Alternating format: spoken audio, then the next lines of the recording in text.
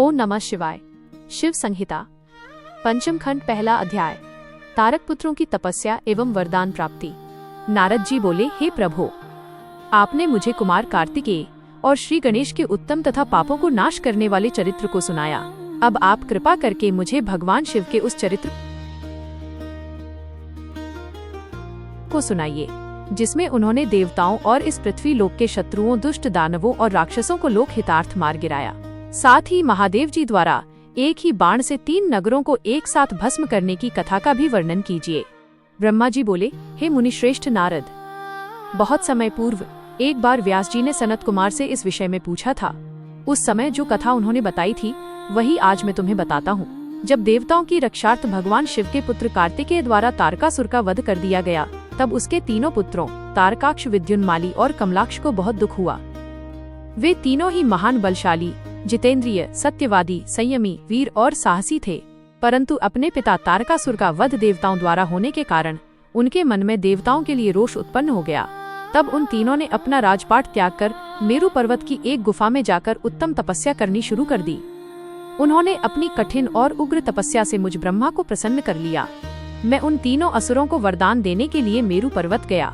वहां पहुंचकर मैंने तारकाक्ष, विद्युन्माली और कमलाक्ष से कहा कि हे महावीर दैत्यों, मैं तुम्हारी तपस्या से प्रसन्न हूँ। मांगो, मुझसे क्या मांगना चाहते हो? तुम्हारी मनोकामना मैं अवश्य पूरी करूँगा।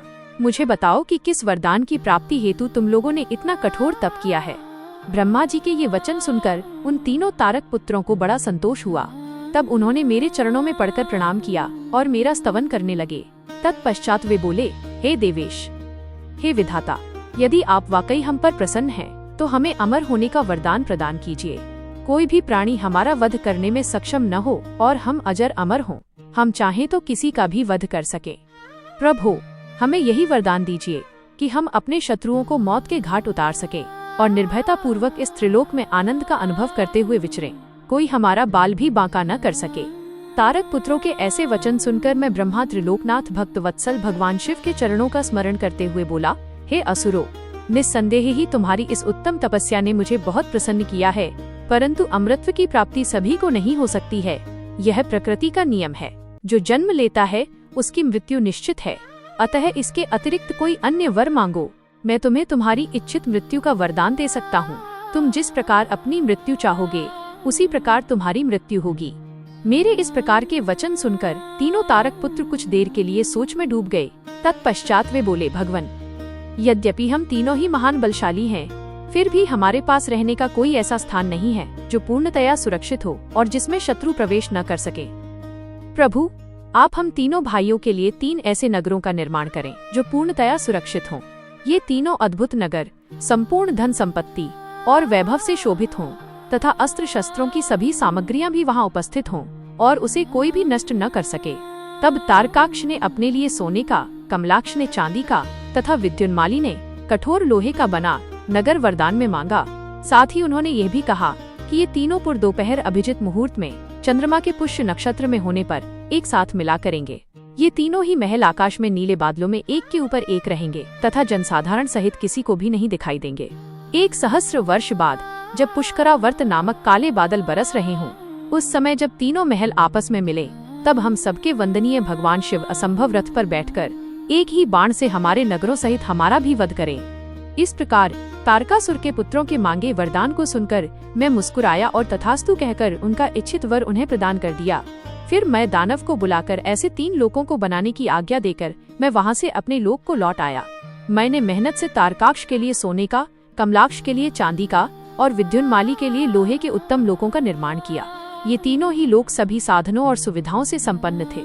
इन तीनों लोकों का निर्माण होने के उपरांत वे तीनों अपने अपने लोकों में चले गए और मैंने उन्हें एक के ऊपर एक करके, एक को आकाश में, एक को स्वर्ग के ऊपर और तीसरे को पृथ्वी लोक में स्थिर कर दिया।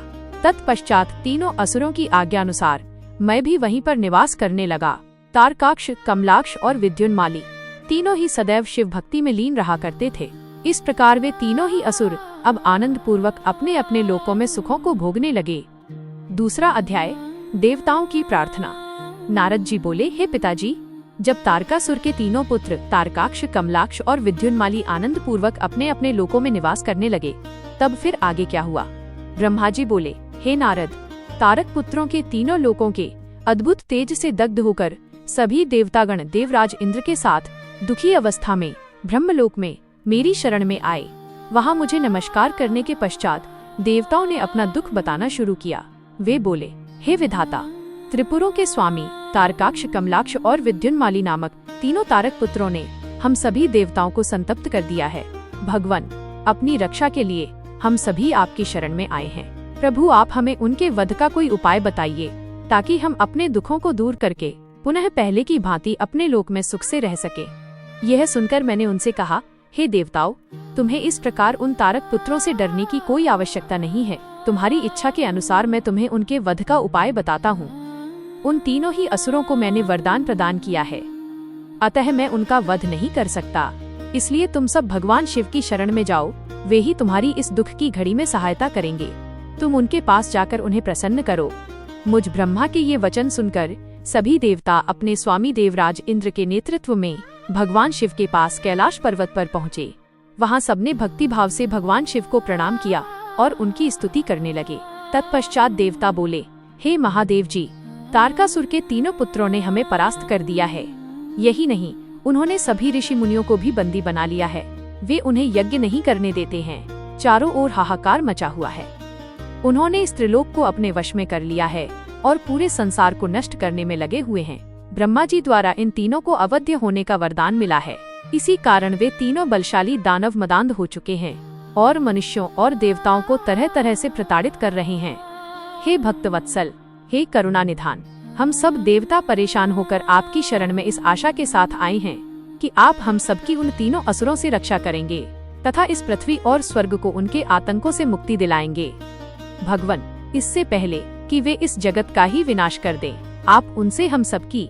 तीसरा अध्याय, भगवान शिव का देवताओं को विष्णु के पास भेजना।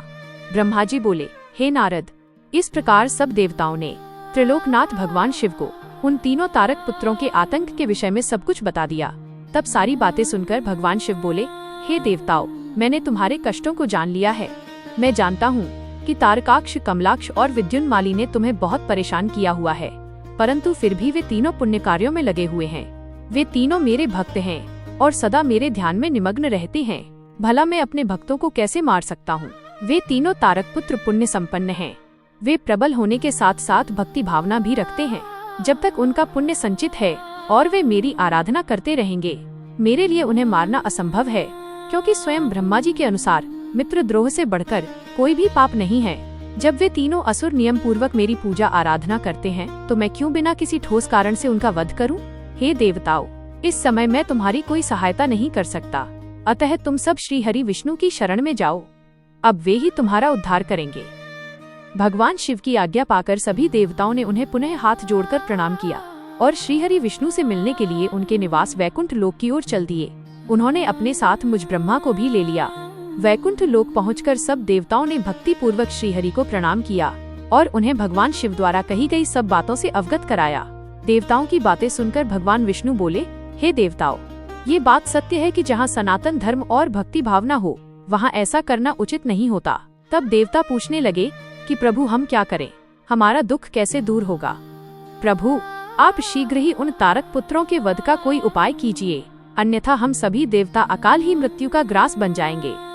भगवान, आप ऐसा उपाय कीजिए जिससे वे तीनों असुर सनातन धर्म से विमुख होकर अनाचार का रास्ता अपना लें, उनके वैदिक धर्म का नाश हो जाए और वे अपनी इंद्रियों के वश में हो जाएं।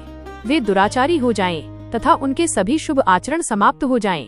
तब देवताओं की इस प्रार्थना को सुनकर भगवान श्री हरि विष्णु एक पल को सोच में डूब गए।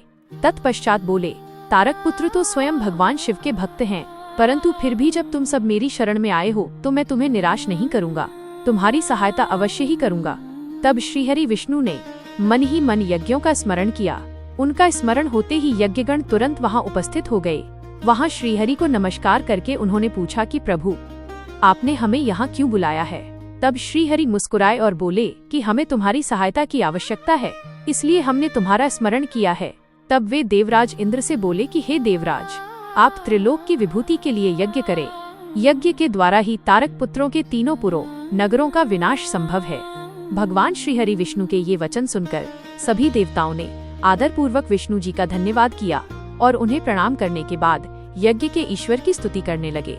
तत्पश्चात उन्होंने बहुत विशाल यज्ञ का आयोजन किया। सविधि उन्होंने उत्तम यज्ञ भक्ति भावना से आरंभ किया। यज्ञ अग्नि प्रज्वलित हुई। यज्ञ पूर्ण होने पर उस यज्ञ कुंड से शूल शक्तिधारी विशालकाय हजारों भूतों का समुदाय निकल पड़ा। तत्पश्चात अनेक रूपों से युक्त नाना वेशधारी कालाग्नि रुद्र के समान तथा काल सूर्य के समान प्रकट हुए उन भूतों ने भगवान विष्णु को नमस्कार किया। उन भूतगणों को आज्ञा देते हुए विष्णु जी बोले, हे भूतगणों, देव कार्य को पूरा करने के लिए तुम जाकर त्रिपुरों को नष्ट करो। विष्णु जी की आज्ञा सुनकर वे भूतगण दैत्यों के उस महासुंदर नगर त्रिपुर की ओर चल दिए। जब उन्होंने त्रिपुर नगरी में घुसना चाहा तो वहां के तेज से वे भस्म हो गए। जो भूतगण बचे वे लौटकर भगवान विष्णु के पास वापस आ गए तथा उन्होंने श्री हरि को इस बात की सूचना दी। जब भगवान विष्णु को इस प्रकार भूतगणों के नगरी के तेज से जलने की जानकारी हुई तो वे अत्यंत चिंतित हो गए। तब उन्होंने देवताओं को समझाया कि वे अपनी चिंता त्याग कर अपने अपने लोकों को जाएं। मैं इस संबंध में विचार करके आपके लाभ के लिए यथासंभव कार्य करूंगा। मैं तारकाक्ष, कमलाक्ष और विद्युन्माली नामक तीनों असुरों को शिव भक्ति से विमुख करने का प्रयास करता हूँ, तभी उन पर विजय पाना संभव होगा। तब श्रीहरि को प्रणाम करके सभी देवता अपने अपने लोकों को वापस लौट गए। चौथा अध्याय, नास्तिक शास्त्र का प्रादुर्भाव। ब्रह्मा जी नारद से बोले, तब भगवान श्रीहरि विष्णु ने अपनी आत्मा के तेज से अत्यंत तेजस्वी एक मायावीर पुरुष प्रकट किया। उसका सिर मुंडा हुआ था। उसने अत्यंत गंदे वस्त्र पहने हुए थे। उसके एक हाथ में लकड़ी का एक कटोरा तथा दूसरे हाथ में झाड़ू थी। उसने अपने मुख पर वस्त्र लपेट रखा था। व्याकुल वाणी में उसने श्रीहरि को प्रणाम किया और पूछा, हे प्रभु, मेरी उत्पत्ति का क्या प्रयोजन है? भगवान, मैं कौन हूँ? तब श्रीहरि विष्णु ने उत्तर दिया, हे वत्स, तुम मेरे शरीर से ही उत्पन्न हुए हो, इसलिए तुम अरिह नाम से जाने जाओगे। तुम्हें मैंने एक विशेष कार्य के लिए उत्पन्न किया है। तुम बड़े मायावी हो। तुम्हें एक ऐसे शास्त्र की रचना करनी है जिसमें 16,000 श्लोक होंगे, जिसमें वर्णाश्रम धर्म की जानकारी होगी तथा जिसमें अपभ्रंश शब्दों व कर्म विवाह की भी व्याख्या की गई होगी। विष्णु जी के इन वचनों को सुनकर अरिह ने उन्हें प्रणाम किया और बोला कि मेरे लिए अब क्या आज्ञा है। तब श्रीहरि ने उसे माया से रचित वह अद्भुत शास्त्र पढ़ाया, जिसका मूल यह था कि स्वर्ग और नरक सब यही हैं, उनका अलग से कोई भी अस्तित्व नहीं है। तब विष्णु ने अरिह को आज्ञा दी कि वह सब दैत्यों को जाकर शास्त्र पढ़ाए और उनकी बुद्धि का नाश करे। इस प्रकार यह शास्त्र पढ़कर त्रिपुरों में तमोगुण की वृद्धि होगी, जो उनके विनाश का कारण सिद्ध होगी। मेरी कृपा से तुम्हारे इस धर्म का विस्तार होगा। तत्पश्चात तुम मरुस्थल में निवास करना। तुम्हारा कार्य कलयुग आने पर ही पुनः आरंभ होगा। ऐसा कहकर श्रीहरि विष्णु अंतर्धान हो गए। तब अरिह ने भगवान विष्णु की आज्ञा के अनुसार अपने अनेक शिष्य बनाए और उन्हें उसी मायामय शास्त्र की शिक्षा दी। विशेष रूप से उनके 4 शिष्य बने, जिनको उन्होंने कृषि, पंक्ति, कीर्य और उपाध्याय नाम प्रदान किया। वे चारों शिष्य अपने गुरु के समान ही आचरण करने वाले थे। उनका एक ही धर्म था, पाखंड। वे नाक पर कपड़ा लपेटे गंदे वस्त्र धारण करके इधर उधर घूमते रहते थे। एक दिन अरिह अपने चारों शिष्यों को अपने साथ लेकर त्रिपुर नगर में चल दिए। वहां पहुंचकर उन्होंने अपनी माया फैलानी आरंभ की, परंतु भगवान शिव की कृपा से उस त्रिपुरी में उनकी माया का प्रभाव नहीं हो रहा था। तब उन्होंने व्याकुल होकर भगवान विष्णु का स्मरण किया। भगवान विष्णु ने अलौकिक गति से सभी बातें जान ली। भगवान शिव का ध्यान करते हुए विष्णु जी ने, हे नारद, तब तुम्हारा स्मरण किया। अपने स्वामी के स्मरण करते ही तुम तत्काल उनकी सेवा में उपस्थित हो गए। उन्हें प्रणाम करके तुमने याद करने का कारण पूछा। तब श्रीहरि ने तुम्हें आज्ञा प्रदान की कि तुम अरिह और उसके शिष्यों को साथ लेकर त्रिपुर नगरी में प्रवेश करो और वहां के निवासियों को मोहित करके उन्हें माया से ओतप्रोत उस शास्त्र की शिक्षा प्रदान करो।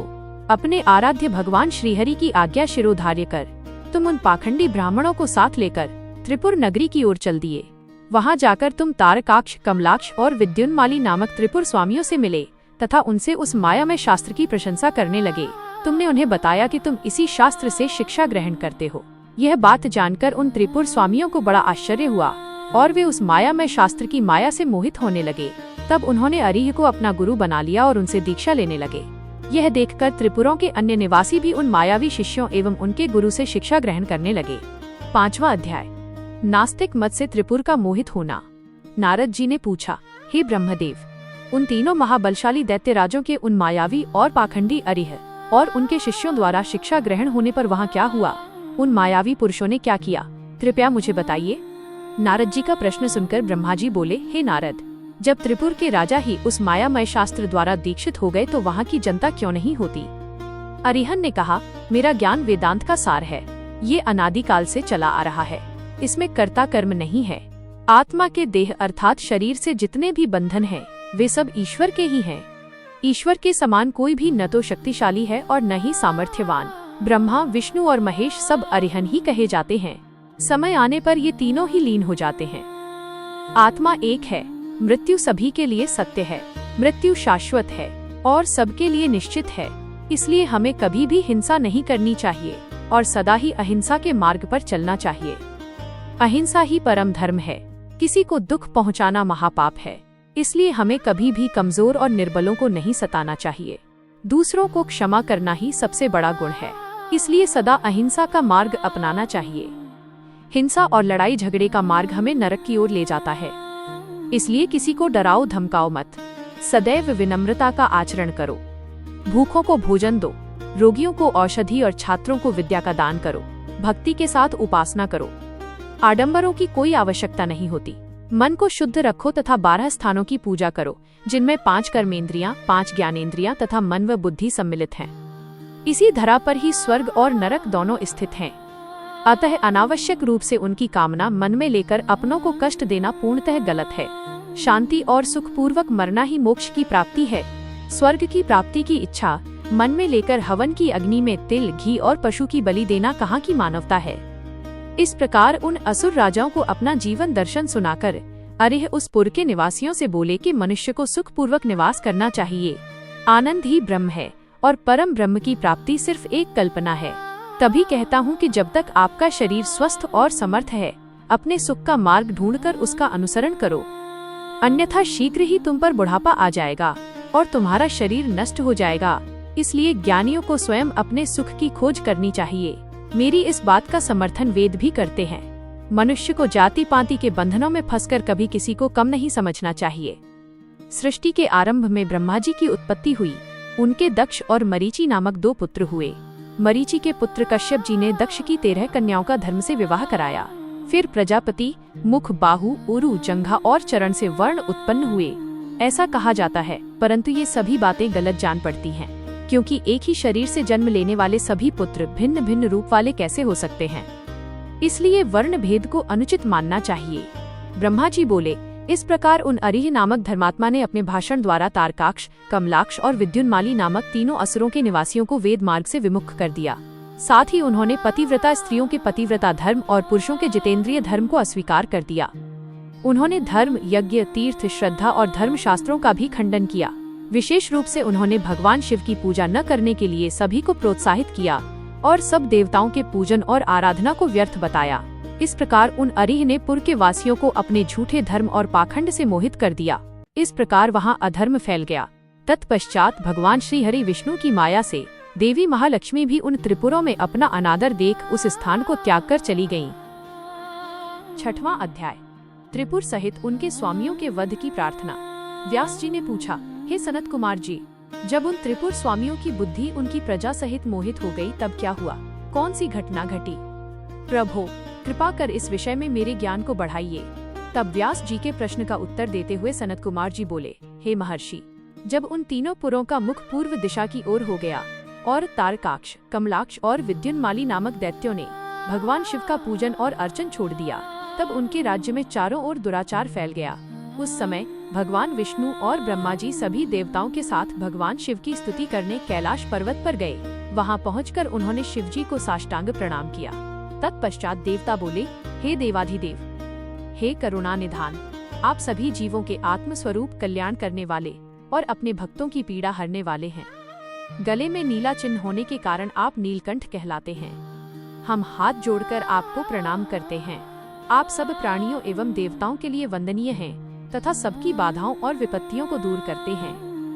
भगवन, आप ही रजोगुण, सतोगुण और तमोगुण के आश्रय से ब्रह्मा, विष्णु और महेश के अवतार धरकर जगत की सृष्टि, पालन और संहार करते हैं। आप ही अपने भक्तों को इस भवसागर से पार कराने वाले हैं। वेद आपके परब्रह्म स्वरूप और तत्व रूप का वर्णन करते हैं। आप सर्वव्यापी, सर्वात्मा और इन तीनों लोकों के अधिपति हैं।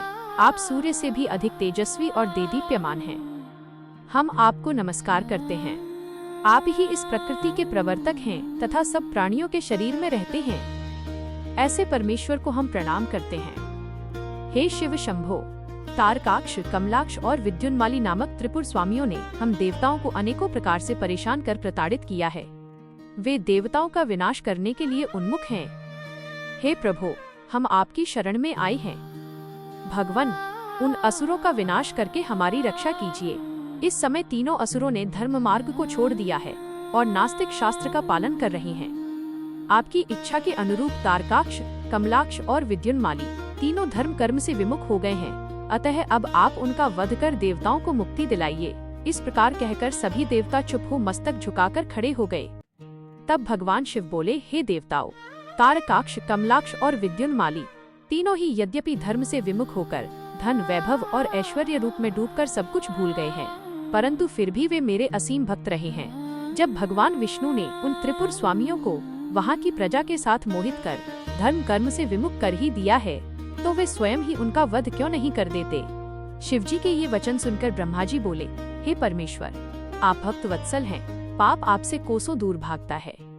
प्रभु, आपकी आज्ञा के बिना इस जगत में पत्ता तक नहीं हिलता। भगवान, आपकी इच्छा के अनुरूप ही विष्णु जी ने उन सबको मोहित कर पथभ्रष्ट किया है। अब आप उन त्रिपुर स्वामियों का वध करके इस जगत का उद्धार कीजिए। प्रभु, आप तो इस जगत का आधार हैं। हम सब आपके सेवक हैं और आपकी आज्ञा के अनुसार कार्य को पूरा करते हैं। आप सम्राट और हम आपकी प्रजा हैं। ब्रह्मा जी के इन वचनों को सुनकर भगवान शिव प्रसन्न होकर बोले, हे ब्रह्मन, आप मुझे देवताओं का सम्राट कह रहे हैं, पर आप ऐसा कैसे कह सकते हैं, जबकि आप जानते हैं कि मेरे पास न तो कोई दिव्य रथ है और न ही कोई सारथी है। फिर भला मैं कैसे उन सर्व सुविधा संपन्न त्रिपुर स्वामियों को युद्ध में परास्त कर पाऊंगा। मेरे पास तो धनुष भी नहीं है जिससे मैं उन दैत्यों का वध कर सकूं। भगवान शिव के यह कहते ही सब देवता प्रसन्न हो गए। उन्होंने कहा कि प्रभु, यदि आप उनका वध करने के लिए तैयार हैं, तो हम सभी आपके लिए रथ तथा अन्य शस्त्र सामग्री का प्रबंध कर देंगे। 7वां अध्याय, देवताओं द्वारा शिव स्तवन।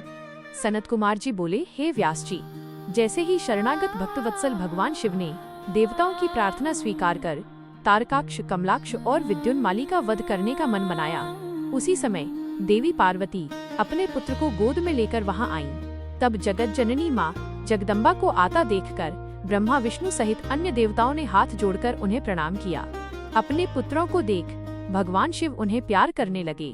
तब देवी पार्वती भगवान शिव को अपने साथ लेकर अपने भवन के भीतर चली गईं। भगवान शिव के इस प्रकार बिना कुछ कहे अपने भवन में चले जाने के कारण सब देवता बहुत दुखी हो गए, परंतु उन्होंने वहीं खड़े रहकर भगवान शिव की प्रतीक्षा करने का निर्णय लिया। उस समय वे दैत्यों के भाग्य की प्रशंसा करने लगे। वे सब देवता वहीं शिवजी के भवन के द्वार पर खड़े थे। तभी भगवान शिव के गण ने अपने स्वामी के द्वार के सामने भीड़ जमा देखकर उन पर आक्रमण कर दिया। देवता इस अनजान खतरे से संभल न सके और अपने प्राणों की रक्षा के लिए इधर उधर दौड़ने लगे। कई साधु और ऋषिगण गिर पड़े। चारों ओर हाहाकार मच गया। तब भयभीत होकर सब देवता भगवान श्री हरि विष्णु की शरण में गए। देवताओं को समझाते हुए श्री हरि विष्णु ने कहा, देवताओं तथा मुनिगणों, आप लोग क्यों इतना दुखी हो रहे हैं। महान पुरुषों की आराधना करने में दुख तो आते ही हैं। इन कष्टों को झेलकर ही भक्त की दृढ़ता बढ़ती है और तब वह अपने आराध्य देवों को प्रसन्न कर पाता है। भगवान शिव तो समस्त गणों के अध्यक्ष तथा परमेश्वर हैं। आप सब मिलकर भगवान आशुतोष की प्रसन्नता के लिए ओम नमः शिवाय, शुभम शुभम कुरु कुरु शिवाय नमः ए मंत्र का 1 करोड़ बार जाप करो। वे इससे अवश्य ही प्रसन्न होंगे और हमारा कार्य पूरा करेंगे। भगवान श्री हरि विष्णु के इन वचनों को सुनकर सभी देवता बहुत प्रसन्न हुए और सहर्ष भगवान शिव की आराधना करने लगे। अपने कार्य की सिद्धि के लिए उन्होंने 1 करोड़ बार विष्णु जी द्वारा बताए गए मंत्र का जाप करना आरंभ कर दिया। जैसे ही उनकी यह आराधना संपन्न हुई, भगवान शिव उनके सामने प्रकट हो गए। भगवान शिव बोले, मैं आपकी इस उत्तम आराधना से बहुत प्रसन्न हूँ। आप अपना इच्छित वर मांगे। प्रभु के ये वचन सुनकर देवता बोले, हे देवाधिदेव, हे जगदीश्वर, आप सबके कल्याण करता है। भगवान, हम पर कृपा कर हमारी रक्षा कीजिए। आप त्रिपुर स्वामियों का वध करके हमें भय से मुक्ति दिलाएं। तब भगवान शिव देवताओं की प्रार्थना सुनकर पुनः बोले, हे हरे, हे ब्रह्मन, हे देवगण तथा मुनियों, जैसा आप चाहते हैं वैसा ही होगा। मैं अवश्य ही आपकी आराधना सफल करूंगा। हे विष्णु, आप इस जगत के पालन करता हैं, इसलिए त्रिपुर विनाश के लिए आप मेरी सहायता करें। मेरे लिए दिव्य रथ, सारथी और धनुष सहित आवश्यक सामग्री की व्यवस्था करें। सनत कुमार जी बोले, मुने, भगवान शिव की इच्छा जानकर सब देवता बहुत प्रसन्न हुए तथा शिवजी की आज्ञानुसार समस्त युद्ध सामग्री की व्यवस्था करने लगे। मुने, देवताओं द्वारा शिवजी को प्रसन्न करने के लिए 1 करोड़ बार जपा गया यह मंत्र महान पुण्यदायी है। यह शिवजी को तुरंत प्रसन्न करने वाला तथा भक्ति मुक्ति के मार्ग पर ले जाने वाला है। यह मंत्र शिव भक्तों की सभी कामनाओं और इच्छाओं को पूरा करता है। इस मंत्र से धन यश की प्राप्ति होती है और आयु में वृद्धि होती है। यह निष्काम मनुष्यों के लिए मोक्ष प्राप्ति का साधन है। जो मनुष्य भक्ति भाव और शुद्ध हृदय से इस मंत्र को जपता है, उसकी सभी अभिलाषाएं भक्त वत्सल कल्याणकारी भगवान शिव अवश्य ही पूरी करते हैं। 8वां अध्याय, दिव्य रथ का निर्माण। व्यास जी ने सनत कुमार जी से पूछा, हे सनत कुमार जी, आप अत्यंत बुद्धिमान और सर्वज्ञ हैं। आपने मुझे अद्भुत शिव कथा सुनाने की कृपा की है। मुनि, जब भगवान शिव ने देवताओं के अभीष्ट कार्यों को पूरा करने के लिए त्रिपुर स्वामियों का वध करने हेतु विष्णु जी से दिव्य रथ का निर्माण करने के लिए कहा, तब विष्णु जी ने क्या किया? दिव्य रथ का निर्माण किसने और कैसे किया?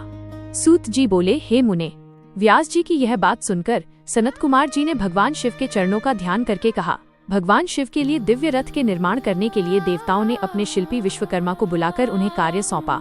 तब भगवान शिव के अनुरूप ही विश्वकर्मा ने उनके लिए रथ का निर्माण किया। उस रथ के समान कोई दूसरा रथ नहीं था। वो दिव्य रथ सोने का बना हुआ था। उस रथ के दाएं पहिए में सूर्य और बाएं पहिए में चंद्रमा लगे हुए थे। सूर्य के पहिए में 12 अरा लगे हुए थे, जो कि 12 महीनों का प्रतिनिधित्व कर रहे थे। चंद्रमा के पहिए में लगे 16 अरा चंद्रमा की 16 कलाओं का प्रदर्शन कर रहे थे। ब्रह्मांड में विद्यमान अश्विनी आदि 27 नक्षत्र उस रथ के पीछे के भाग की शोभा बढ़ा रहे थे। 6 ऋतु सूर्य और चंद्रमा के बने पहियों की धुरी बनी। अंतरिक्ष रथ के आगे का भाग और मंदराचल पर्वत उस रथ में बैठने का स्थान बना तथा संवत्सर रथ का वेग बनकर उसे गति प्रदान करने लगा। इंद्रियां उस दिव्य रथ को चारों ओर से सुसज्जित किए थी तथा श्रद्धा रथ की चाल बनी। वेदों के अंग रथ के भूषण तथा पुराण, न्याय, मीमांसा तथा धर्मशास्त्र आदि रथ की शोभा बढ़ाने लगे।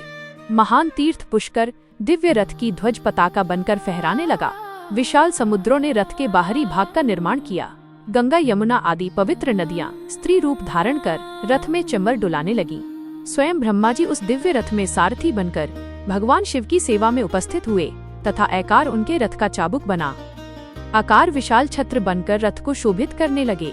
भगवान शिव के धनुष का निर्माण करने हेतु शैलराज हिमालय स्वयं धनुष बने, तो नागराज उस धनुष के लिए प्रत्यंचा बने। देवी सरस्वती धनुष की घंटा और भगवान श्रीहरि बाण बने और अग्निदेव ने बाण की नोक में अपनी शक्ति डाली। ऋग्वेद, सामवेद, यजुर्वेद तथा अथर्ववेद उस दिव्य रथ में घोड़े बनकर जुट गए। वायुदेव बाजा बजाने लगे। उस दिव्य रथ में इस ब्रह्मांड की हर वस्तु उपयोगिता बढ़ा रही थी। इस प्रकार देवताओं के शिल्पी विश्वकर्मा ने उस उत्तम दिव्य रथ का निर्माण किया। 9वां अध्याय, भगवान शिव की यात्रा। सनत कुमार जी बोले, हे महर्षि, भगवान शिव के लिए बनाया गया वह दिव्य रथ अनेकानेक आश्चर्यों से युक्त था। विश्वकर्मा द्वारा बनाया गया वह रथ ब्रह्मा जी ने भगवान शिव को समर्पित कर दिया। तत्पश्चात श्रीहरि विष्णु, ब्रह्मा जी और सभी देवता एवं ऋषि मुनि कल्याणकारी भगवान शिव की प्रार्थना करने लगे। उन्होंने भगवान शिव को दिव्य रथ पर आरूढ़ किया। स्वयं ब्रह्मा जी उस रथ के सारथी बने। भगवान शिव के रथ पर आरूढ़ होते ही चारों दिशाओं में मंगल गान होने लगे, पुष्प वर्षा होने लगी। ब्रह्मा जी ने सर्वेश्वर शिव की आज्ञा लेकर रथ को आगे बढ़ाया। वह उत्तम दिव्य रथ भगवान शिव को लेकर विद्युत की गति से आकाश में उड़ने लगा। जब भगवान शिव का वह दिव्य रथ तेजी से आकाश मार्ग से होता हुआ उन त्रिपुरों की ओर जा रहा था, तो बीच मार्ग में ही कल्याणकारी देवाधिदेव भगवान शिव ब्रह्मा जी से बोले, हे विधाता, तारकाक्ष, कमलाक्ष और विद्युन्माली नामक परम बलशाली राक्षसों का वध करने के लिए मुझे उनके समान ही शक्ति चाहिए। वे तीनों असुर पहले मेरे परम भक्त थे, परंतु श्रीहरि की माया से मोहित होकर उन्होंने भक्ति मार्ग को त्याग दिया है।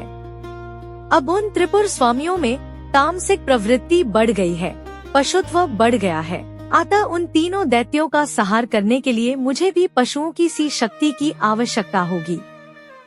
अतः आप सब देवता पशुत्व की वृद्धि हेतु पशुओं का आधिपत्य मुझे प्रदान करें, तभी उन असुरों का वध हो पाएगा। भगवान शिव के इस प्रकार के वचन सुनकर सभी देवता चिंतित हो गए और सोच में डूब गए। पशुत्व की बात सुनकर उनका मन अप्रसन्न हो गया। देवताओं को सोच में देखकर भक्तवत्सल भगवान शिव को स्थिति समझते देर न लगी। वे देवताओं की चिंता तुरंत समझ गए। देवताओं से भगवान शिव ने कहा, देवताओं, इस प्रकार दुखी मत हो, मैं तुम्हारे दुख का कारण समझ गया हूँ। तुम लोग यह कदापि मत सोचो कि पशुत्व से तुम्हारा पतन हो जाएगा। मैं तुम्हें पशुत्व से मुक्ति का मार्ग बताता हूँ। हे देवताओं, जो भी पवित्र मन और स्वच्छ निर्मल हृदय एवं उत्तम भक्ति भावना से दिव्य पाशुपत व्रत को पूरा करेंगे, वे सदा सदा के लिए पशुत्व से मुक्त हो जाएंगे। तुम्हारे अतिरिक्त जो मनुष्य भी पाशुपत व्रत का पालन करेंगे, उन्हें भी पशुत्व से मुक्ति मिल जाएगी। हे देवताओं, नित्य ब्रह्मचर्य का पालन करते हुए 12, 6 अथवा 3 वर्ष तक पाशुपत व्रत का पालन करने से सभी मनुष्यों एवं देवताओं को पशुत्व से हमेशा के लिए मुक्ति मिल जाएगी तथा मोक्ष की प्राप्ति होगी, उसका कल्याण होगा। भगवान शिव के इन वचनों को सुनकर ब्रह्मा जी, श्रीहरि विष्णु एवं सभी देवी देवता बहुत प्रसन्न हुए और देवाधिदेव भक्तवत्सल भगवान शिव की जय जयकार करने लगे। तब सब देवता प्रसन्नता पूर्वक अपने अभीष्ट कार्य की सिद्धि के लिए पशु बन गए। तभी से सदाशिव पशुपति नाम से जगत में विख्यात हुए। उनका पशुपति नाम अत्यंत कल्याणकारी एवं अभीष्ट की सिद्धि देने वाला है। उस समय भगवान शिव के स्वरूप को देखकर सभी देवता एवं ऋषिगण बहुत प्रसन्न हुए। तत्पश्चात भगवान शिव ने अन्य देवताओं के साथ त्रिपुरों की ओर प्रस्थान किया। उस समय सारे देवता अपने हाथों में हल, मूसल, भुशुंडी और अनेक प्रकार के अस्त्र शस्त्र धारण करके हाथी, घोड़े, सिंह, रथ और बैलों पर सवार होकर चल दिए। भगवान शिव की जय जयकार करते हुए वे आगे बढ़ते जा रहे थे। आकाश से उन पर फूलों की वर्षा हो रही थी। कल्याणकारी भगवान शिव के साथ उनके केश, विगतवास, महाकेश, महाज्वर, सोमवल्ली, सवर्ण, सोमप, सनक, सोमधृक, सूर्यवर्चा, सूर्य प्रेक्षक, सूर्याक्ष, सूर्यनामा, सुर, सुंदर, प्रस्कंद, कुंदर, चंड, कंपन, अतिकंपन, इंद्र, इंद्रजय, यंता, हिमकर, शताक्ष, पंचाक्ष, सहस्राक्ष, महोदर, सतीजः, शतास्य, रंक, कर्पूर पूतन, द्विशिख, त्रिशिख, अहंकार कारक, अजवक्त्र, अष्टवक्त्र, हैवक्त्र, अर्धवक्त्र आदि महावीर बलशाली गणाध्यक्ष उनको घेरकर चल रहे थे। इस प्रकार देवाधिदेव भगवान शिवशंकर के साथ ब्रह्मा जी, श्रीहरि विष्णु, देवराज इंद्र सहित अनेकों देवता, ऋषि मुनि, साधु संत भी अपने अपने वाहनों पर आरूढ़ होकर त्रिपुरों के स्वामियों व त्रिपुरों का संहार देखने हेतु उनके साथ साथ चल दिए। 10वां अध्याय त्रिपुरासुर वध। सनत कुमार जी बोले, जब युद्ध की सामग्रियों को साथ में लेकर भगवान सदाशिव अपने दिव्य रथ में बैठकर आकाश मार्ग से उन त्रिपुरों के निकट पहुंच गए, तब उन्होंने उन त्रिपुरों का उनके स्वामियों के साथ विनाश करने के लिए रथ के शीर्ष स्थान पर चढ़कर अपने परम दिव्य धनुष पर प्रत्यंचा चढ़ाई, परंतु उनका बाण धनुष से नहीं निकला और वे उसी प्रकार उस स्थान पर स्थित हो गए। वे इसी प्रकार अनेक वर्षों तक वहीं खड़े रहे, क्योंकि गणेश जी उनके अंगूठे के अग्रभाग में खड़े होकर उनके कार्य में विघ्न डाल रहे थे, इसलिए ही तीनों पुरों का नाश नहीं हो पा रहा था।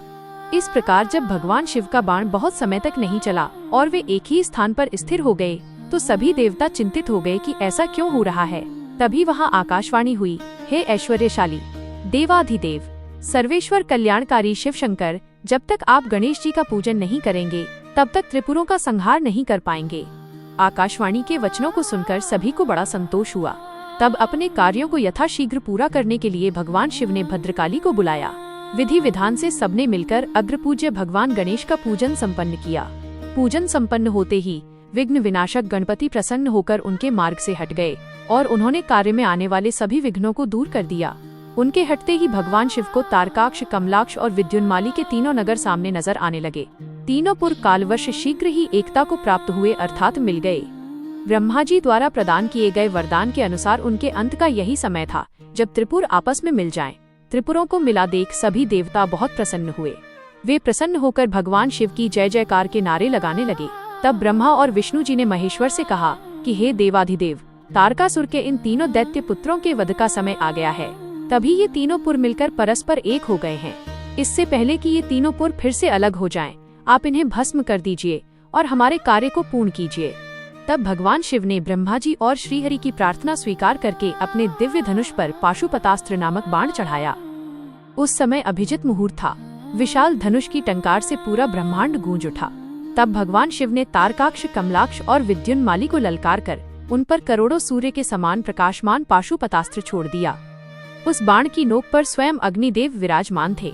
उन विष्णुमय अग्नि बाणों ने त्रिपुर वासियों को दग्ध कर दिया, जिससे देखते ही देखते वे तीनों पुर एक साथ ही समुद्रों से घिरी भूमि पर गिर पड़े।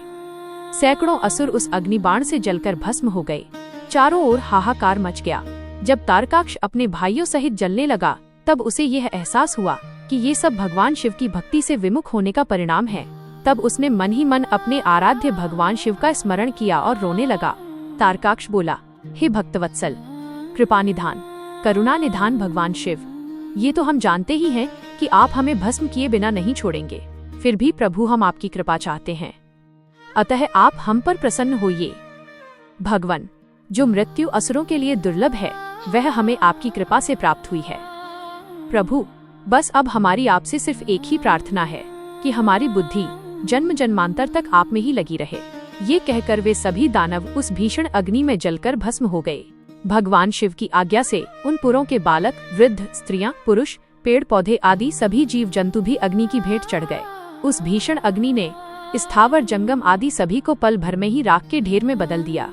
पाशुपतास्त्र से प्रज्वलित अग्नि में सभी जलकर भस्म हो गए, परंतु भगवान शिव का भक्त मय नामक दैत्य, जो असुरों का विश्वकर्मा था और जो देवों का विरोधी भी नहीं था, भगवान शिव के तेज से सुरक्षित बच गया। इस प्रकार जिन दैत्यों या प्राणियों का किसी भी स्थिति में मन धर्म के मार्ग से विचलित नहीं होता है, उनका पतन किसी भी स्थिति में किसी के द्वारा नहीं होता है। इसलिए सज्जन पुरुषों को सदैव अच्छे कर्म ही करने चाहिए। दूसरों की निंदा करने वालों का सदा ही विनाश होता है। अतः हम सभी को परनिंदा से बचना चाहिए और अपने बंधु बांधवों के साथ इस जगत के स्वामी भगवान शिव की आराधना में तन्मय होकर लगे रहना चाहिए।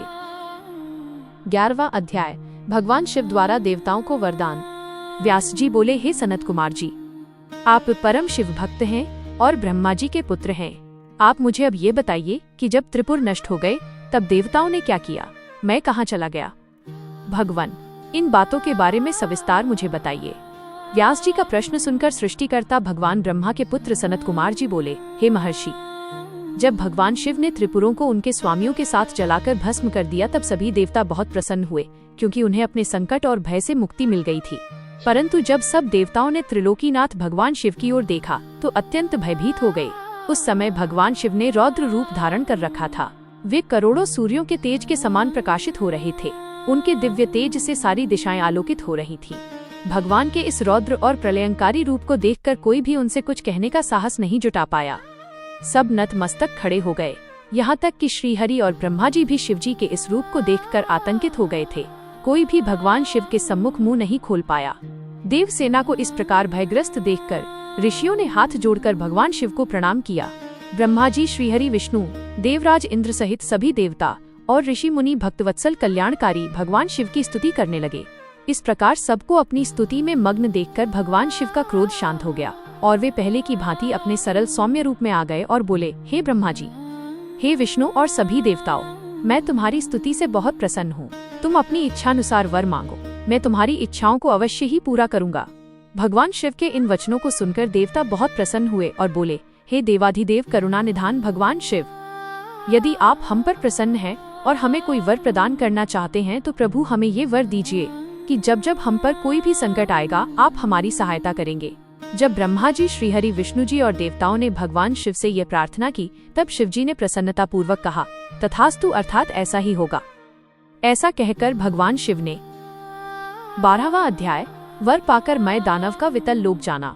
व्यास जी ने पूछा, हे महाबुद्धिमान सनत कुमार जी, जब ब्रह्मा, श्रीहरि, विष्णु एवं सभी देवताओं ने भगवान शिव की स्तुति की तब वे प्रसन्न हुए और उन्होंने देवताओं को विपत्ति के समय उनकी सहायता करने का वचन दिया। उसी समय भगवान शिव को प्रसन्न देखकर मैं नामक दानव, जो कि त्रिपुर की अग्नि में भस्म होने से बच गया था, उनके सामने आकर हाथ जोड़कर खड़ा हो गया। तत्पश्चात मैंने निर्मल स्वच्छ हृदय से करुणा निधान भगवान शिव की स्तुति करनी आरंभ कर दी। उसने भगवान शिव के चरण पकड़ लिए। मैंने भगवान शिव से कहा, हे करुणा निधान भक्तवत्सल भगवान शिव, मैं आपकी शरण में आया हूँ, अतएव आप मेरी रक्षा कीजिए। इस प्रकार मैंने प्रभु की बहुत स्तुति की। उसकी ऐसी भक्तिमय स्तुति को देखकर भगवान शिव प्रसन्न हो गए और बोले, हे दानव श्रेष्ठ, तुम अपनी परेशानियां भूल जाओ और अपने कष्टों का त्याग कर दो। मैं तुम पर प्रसन्न हूँ, तुम्हारी जो इच्छा हो मांग लो, मैं तुम्हारी इच्छा अवश्य पूर्ण करूँगा। भगवान शिव के ये वचन सुनकर मैं दानव की सभी चिंताएं दूर हो गईं और उसके चेहरे पर जो भय था वो भी दूर हो गया। तब वो बोला, हे देवाधिदेव, यदि आप मुझ पर प्रसन्न हैं और मुझे कुछ वरदान देना चाहते हैं तो मुझे अपनी शाश्वत भक्ति प्रदान कीजिए। मैं आपके मित्रों से सदैव मित्रता रखूं और आपके शत्रु मेरे भी शत्रु हों। मैं सभी प्राणियों से प्रेम और दया से मिलूं। मुझ में सदैव विनम्रता विद्यमान रहे। मुझ में कभी भी आसुरी प्रवृत्ति का उदय न हो। मैं सदैव आपके चरणों का ध्यान करता रहूं। कोई भी मुझे मेरे भक्ति मार्ग से हटा न सके। मैं दानव की इस प्रकार की प्रार्थना सुनकर भक्तवत्सल भगवान शिव प्रसन्न होकर बोले, तुम मेरे भक्त हो, इसलिए तुम में कभी कोई विकार नहीं आएगा। तुमने जो कुछ मांगा है वह तुम्हें अवश्य प्राप्त होगा। तुम सदैव मेरे अनन्य भक्त बने रहोगे तथा मेरी विशेष कृपा तुम पर रहेगी।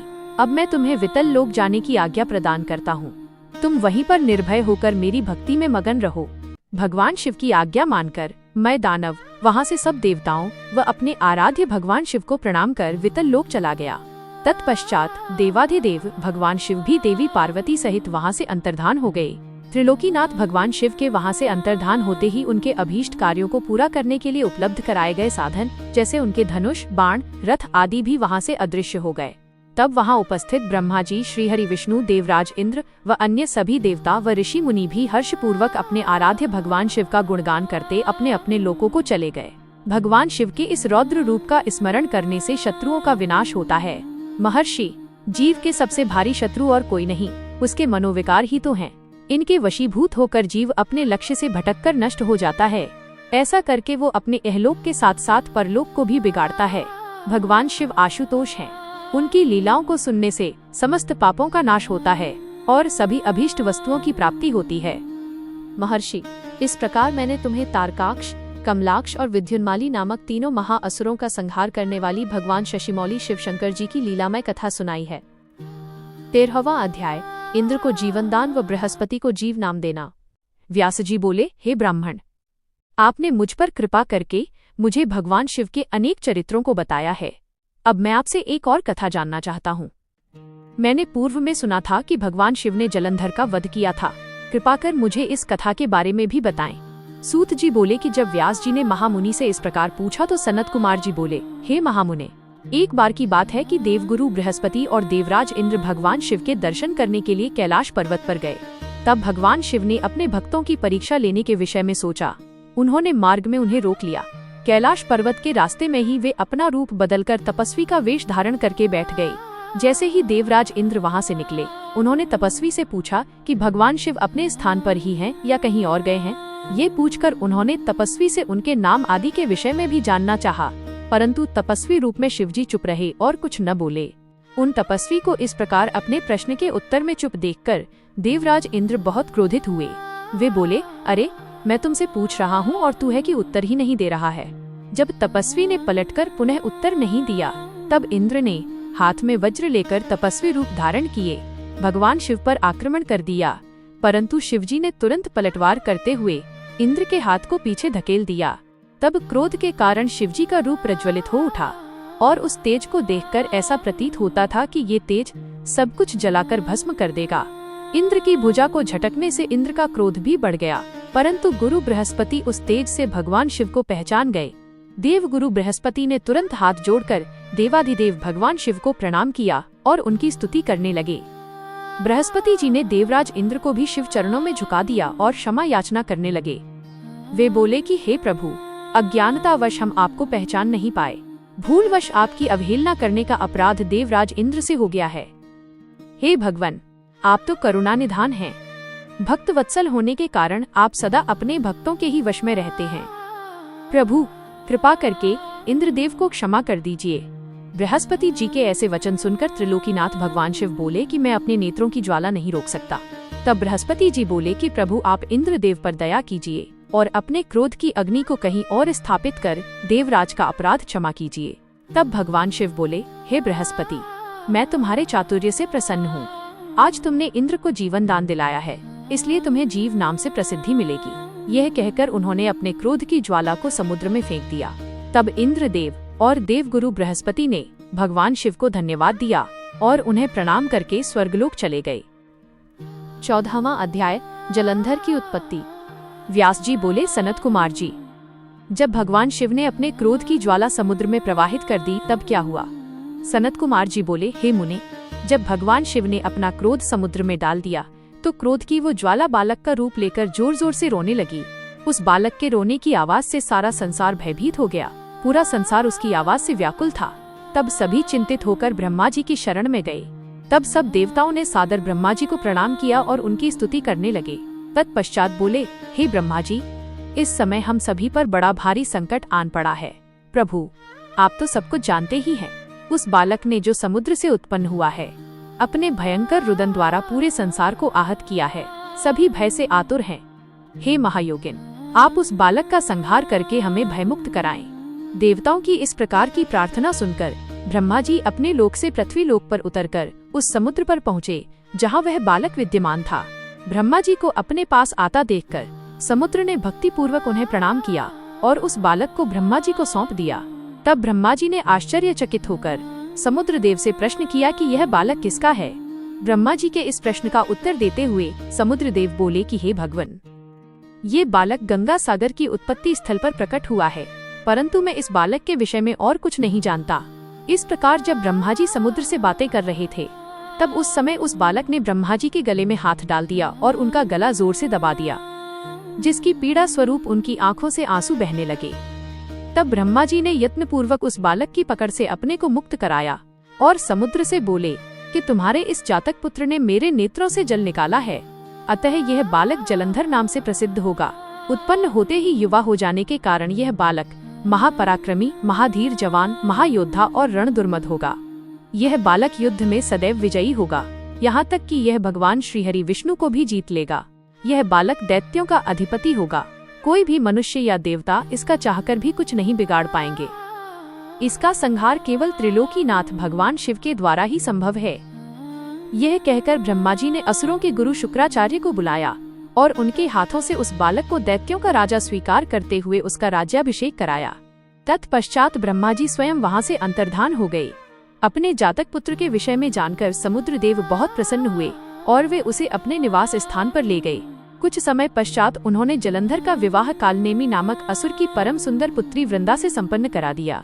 जलंधर आनंद पूर्वक अपनी पत्नी के साथ निवास करने लगा और असुरों के राज्य को बड़ी चतुराई और कर्तव्य परायणता के साथ चलाने लगा।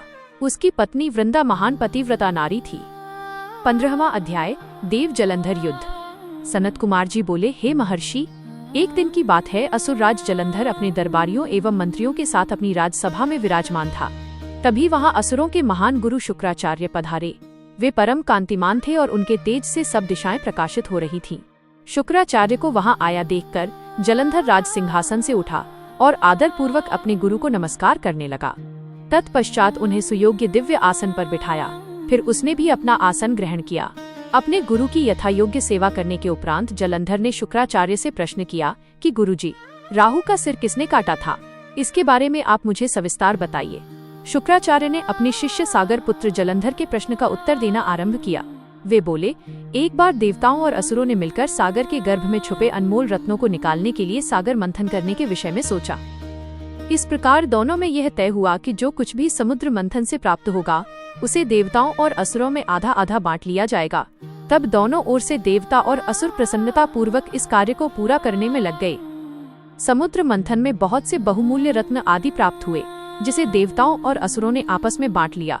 परंतु जब समुद्र मंथन द्वारा अमृत का कलश निकला तो राहु ने देवता का रूप धरकर अमृत पी लिया। ये जानते ही कि राहु ने अमृत पी लिया है, देवताओं के पक्षधर भगवान विष्णु ने राहु का सिर अपने सुदर्शन चक्र से काट दिया। ये सब उन्होंने देवराज इंद्र के बहकावे में आकर किया था। यह सुनते ही जलंधर के नेत्र क्रोध से लाल हो गए। उसने घष्मर नामक राक्षस का स्मरण किया, जो पल भर में ही वहां उपस्थित हो गया। जलंधर ने पूरा वृत्तांत घष्मर को बताते हुए इंद्र को बंदी बनाकर लाने का आदेश दे दिया। घष्मर जलंधर का वीर और पराक्रमी दूत था। वो आज्ञा पाते ही इंद्रदेव को लाने के लिए वहां से चला गया। देवराज इंद्र की सभा में पहुंचकर जलंधर के दूत ने अपने स्वामी का संदेश इंद्र को सुना दिया। वह बोला कि तुमने मेरे स्वामी जलंधर के पिता समुद्र देव का मंथन करके उनके सभी रत्नों को ले लिया है। तुम वो सभी रत्न लेकर और अपने अधीनस्थों के साथ मेरे स्वामी की शरण में चलो। घष्मर के वचन सुनकर देवराज इंद्र अत्यंत क्रोधित हो गए और बोले कि उस सागर ने मुझसे डरकर अपने अंदर सभी रत्नों को छुपा लिया था। उसने मेरे शत्रु असुरों की भी मदद की है और उनकी रक्षा की है, इसलिए मैंने समुद्र के कोश पर अपना अधिकार किया है। मैं किसी से नहीं डरता हूँ। जाकर अपने स्वामी को बता दो कि हिम्मत है तो इंद्र से युद्ध करे। देवराज इंद्र के ऐसे वचन सुनकर जलंधर का घष्मर नामक दूत वापस लौट गया। उसने अपने स्वामी जलंधर को इंद्र के कथन से अवगत कराया। ये सुनकर जलंधर के क्रोध की कोई सीमा न रही और उसने देवलोक पर तुरंत चढ़ाई कर दी। अपनी वीर पराक्रमी असुर सेना के साथ उसने देवराज इंद्र पर आक्रमण कर दिया। उनके युद्धों के बिगुल से पूरा इंद्रलोक गूंज उठा। चारों ओर भयानक युद्ध चल रहा था। मारकाट मची हुई थी। मृत सैनिकों को देवताओं के गुरु बृहस्पति और दैत्यों के गुरु शुक्राचार्य मृत संजीवनी से पुनः जीवित कर रहे थे। जब किसी भी प्रकार से उन्हें युद्ध में विजय नहीं मिल रही थी, तो जलंधर ने अपने गुरु शुक्राचार्य से प्रश्न किया कि हे गुरुदेव, मैं रोज युद्ध में देवताओं के अनेक सैनिकों को मार गिराता हूँ, फिर भी देवसेना किसी भी तरह कम नहीं हो रही है। मेरे द्वारा मारे गए सारे देवगण अगले दिन फिर से युद्ध करते हुए दिखते हैं। गुरुदेव, मृतकों को जीवन देने वाली विद्या तो आपके पास है, फिर देवता कैसे जीवित हो जाते हैं? तब शुक्राचार्य ने जलंधर को बताया कि द्रोणगिरी पर्वत पर अनमोल औषधि है जो देवताओं की रक्षा कर रही है। यदि तुम उन्हें हराना चाहते हो तो द्रोणगिरी को उखाड़कर समुद्र में फेंक दो। अपने गुरु शुक्राचार्य की आज्ञा लेकर जलंधर द्रोण पर्वत की ओर चल दिया। वहां पहुंचकर उसने अपनी महापराक्रमी भुजाओं से द्रोण पर्वत को उठाकर समुद्र में फेंक दिया और पुनः जाकर देवसेना से युद्ध करने लगा। जलंधर ने अनेक देवताओं को अपने प्रहारों से घायल कर दिया और हजारों देवगणों को पलक झपकते ही मौत के घाट उतार दिया। जब देवगुरु बृहस्पति देवताओं के लिए औषधि लेने द्रोणगिरी पहुँचे तो पर्वत को अपने स्थान पर न देखकर बहुत आश्चर्यचकित हुए। वापस आकर उन्होंने देवराज इंद्र को इस विषय में बताया और आज्ञा दी कि यह युद्ध तुरंत रोक दिया जाए, क्योंकि अब तुम असुर राज जलंधर को नहीं जीत सकोगे। ऐसी स्थिति में प्राणों की रक्षा करना ही बुद्धिमत्ता है। 16वां अध्याय। श्री विष्णु का लक्ष्मी को जलंधर का वध न करने का वचन देना। सनत कुमार जी बोले, हे व्यास जी, इस प्रकार जब देवगुरु बृहस्पति ने देवताओं को युद्ध रोक देने के विषय में कहा तो सभी ने गुरु की आज्ञा का पालन किया और युद्ध रुक गया। परंतु जलंधर का क्रोध शांत नहीं हुआ। वह इंद्र को ढूंढता ढूंढता स्वर्गलोक आ पहुंचा। जलंधर को वहां आता देखकर इंद्र व अन्य देवता अपने प्राणों की रक्षा करने हेतु वहां से भागकर भगवान श्रीहरि विष्णु की शरण में वैकुंठ लोक जा पहुँचे। वहां पहुंचकर उन्होंने भगवान विष्णु को प्रणाम किया और उनकी भक्ति भाव से स्तुति की। तत्पश्चात उन्होंने भगवान विष्णु से कहा, हे कृपाधान, हम आपकी शरण में आए हैं, हमारी रक्षा कीजिए। तब देवताओं ने विष्णु जी को जलंधर के विषय में सब कुछ बता दिया। समस्त वृत्तांत सुनकर श्रीहरि विष्णु ने देवताओं से कहा कि वे अपने भय का त्याग कर दें। उन्होंने उनकी प्राण रक्षा करने का आश्वासन दिया और कहा कि मैं जलंधर का वध कर तुम्हें उससे मुक्ति दिलाऊंगा। यह कहकर भगवान विष्णु अपने वाहन गरुड़ पर सवार होकर चलने लगे। यह देखकर देवी लक्ष्मी के नेत्रों में आंसू आ गए और वे बोली, हे स्वामी, जलंधर समुद्र देव का जातक पुत्र होने के कारण मेरा भाई है। आप मेरे स्वामी होकर मेरे भाई को क्यों मारना चाहते हैं? यदि मैं आपको प्रिय हूँ तो आप मेरे भाई का वध नहीं करेंगे। अपनी प्राण वल्लभा लक्ष्मी जी के वचन सुनकर विष्णु जी बोले, हे देवी, यदि तुम ऐसा चाहती हो तो ऐसा ही होगा, परंतु तुम तो जानती ही हो कि पापी का नाश अवश्य होता है। तुम्हारा भाई जलंधर अधर्म के मार्ग पर चल रहा है और देवताओं को कष्ट पहुंचा रहा है। फिर भी मैं उसका वध अपने हाथों से नहीं करूंगा, परंतु इस समय तो मुझे युद्ध में जाना होगा। यह कहकर भगवान विष्णु युद्ध स्थल की ओर चल दिए। भगवान विष्णु उस स्थान पर पहुँचे जहाँ असुर राज जलंधर था। भगवान विष्णु को आया देखकर देवताओं में हर्ष और ऊर्जा का संचार हुआ। देवसेना अत्यंत रोमांचित हो गई। सभी देवताओं ने हाथ जोड़कर श्रीहरि को प्रणाम किया। भगवान विष्णु का मुखमंडल अद्भुत आभा से प्रकाशित हो रहा था। उनके दिव्य तेज के सामने दैत्य और दानवों का खड़े रह पाना मुश्किल हो रहा था। श्री हरि विष्णु के वाहन गरुड़ के पंखों से निकलने वाली प्रबल वायु ने वहां पर आंधी सी ला दी थी। इस आंधी में दैत्य इस प्रकार घूमने लगे जिस प्रकार आसमान में बादल घूमते हैं। अपनी सेना को ऐसी विकट परिस्थिति में देखकर जलंधर अत्यंत क्रोधित हो उठा। 17वां अध्याय श्री विष्णु जलंधर युद्ध। सनत कुमार जी बोले, हे महर्षि, दैत्यों के तेज प्रहारों से व्याकुल देवता बचने के लिए जब इधर उधर भाग रहे थे तब भगवान विष्णु के युद्ध स्थल में आने से देवताओं को थोड़ा साहस बंधा। उनके वाहन गरुड़ के पंखों के फड़फड़ाने से आए तूफान में दैत्य अपनी सुध बुध खोकर इधर उधर उड़ने लगे, पर जल्दी ही उन्होंने अपने को संभाल लिया। जलंधर ने जब अपनी दैत्य सेना को इस प्रकार तितर बितर होते देखा तो क्रोधित होकर उसने भगवान श्रीहरि विष्णु पर आक्रमण कर दिया। श्रीहरि विष्णु ने अपने आप को उसके प्रहार से बचा लिया। जब भगवान श्रीहरि ने देखा कि देव सेना पुनः आतंकित हो रही है और उनके सेनापति देवराज इंद्र भी भयग्रस्त हैं, तब विष्णु जी ने अपना शांग्र नामक धनुष उठा लिया और बड़े जोर से धनुष से टंकार की। फिर उन्होंने देखते ही देखते पल भर में हजारों दैत्यों के सिर काट दिए। ये देखकर दैत्यराज जलंधर क्रोधावेश में उन पर झपटा। तब श्रीहरि ने उसकी ध्वजा, छत्र और बाण काट दिए तथा उसे अपनी गदा से उठाकर गरुड़ के सिर पर दे मारा। गरुड़ से टकराकर नीचे गिरते ही जलंधर के होंठ फड़कने लगे। तब दोनों ही अपने अपने वाहनों से भीषण बाणों की वर्षा करने लगे। विष्णु जी ने जलंधर की गदा अपने बाणों से काट दी, फिर उसे बाणों से बांधना शुरू कर दिया, परंतु जलंधर भी महावीर और पराक्रमी था, वो भी कहाँ मानने वाला था। उसने भी भीषण बाण वर्षा शुरू कर दी और विष्णु जी के धनुष को तोड़ दिया। तब उन्होंने गदा उठा ली और उससे जलंधर पर प्रहार किया, परंतु उसका महादैत्य जलंधर पर कोई असर नहीं हुआ। तब उसने अग्नि के समान धधकते त्रिशूल को विष्णु जी पर छोड़ दिया। उस त्रिशूल से बचने के लिए विष्णु जी ने भगवान शिव का स्मरण करते हुए नंदक त्रिशूल चलाकर जलंधर के वार को काट दिया। तत्पश्चात विष्णु भगवान और जलंधर दोनों धरती पर कूद पड़े और फिर उनके बीच मल्लयुद्ध होने लगा। जलंधर ने भगवान विष्णु की छाती पर बड़े जोर का मुक्का मारा। तब विष्णु जी ने भी पलटकर उस पर मुक्के का प्रहार किया। इस प्रकार दोनों में बाहु युद्ध होने लगा। उन दोनों के बीच बहुत देर तक युद्ध चलता रहा। दोनों ही वीर और बलशाली थे, न भगवान विष्णु कम थे और न ही जलंधर। सभी देवता और दानव उनके बीच के युद्ध को आश्चर्यचकित होकर देख रहे थे। युद्ध समाप्त न होते देख भगवान विष्णु ने कहा, हे दैत्यराज जलंधर, तुम निश्चय ही महावीर हो। तुम्हारा पराक्रम प्रशंसनीय है। तुम इतने भयानक आयुधों से भी भयभीत नहीं हुए और निरंतर युद्ध कर रहे हो। मैं तुम पर प्रसन्न हूँ। तुम जो चाहे वरदान मांग सकते हो। मैं निश्चय ही तुम्हारी मनोकामना पूरी करूँगा। भगवान विष्णु के ये वचन सुनकर जलंधर बहुत हर्षित हुआ और बोला, हे विष्णु, आप मेरी बहन लक्ष्मी के पति हैं। यदि आप मुझ पर प्रसन्न हैं तो अपनी पत्नी और कुटुंब के लोगों के साथ पधार कर मेरे घर को पवित्र कीजिए। तब भगवान श्री हरि ने तथास्तु कहकर उसे उसका इच्छित वर प्रदान किया। अपने दिए गए वर के अनुसार श्री हरि विष्णु देवी लक्ष्मी व अन्य देवताओं को अपने साथ लेकर जलंधर का आतिथ्य ग्रहण करने के लिए उसके घर पहुँचे। जलंधर उन्हें देखकर बहुत प्रसन्न हुआ और उसने सब देवताओं का बहुत आदर सत्कार किया और उनकी वहीं पर स्थापना कर दी। विष्णु परिवार के स्थापित हो जाने के बाद जलंधर निर्भय होकर श्री विष्णु के अनुग्रह से त्रिभुवन पर शासन करने लगा। उसके राज्य में सभी सुखी थे और धर्म कर्म का पालन करते थे। 18वां अध्याय नारद जी का कपट जाल। सनत कुमार जी बोले, हे मुनिवर, जब जलंधर इस प्रकार धर्मपूर्वक राज्य कर रहा था तो देवता बड़े दुखी थे। उन्होंने अपने मन में देवाधिदेव भगवान शिव का स्मरण करना शुरू कर दिया और उनकी स्तुति करने लगे। एक दिन नारद जी भगवान शिव की प्रेरणा से इंद्रलोक पहुँचे। नारद जी को वहां आया देखकर सभी देवताओं सहित देवराज ने उन्हें प्रणाम किया और उनकी स्तुति करने लगे।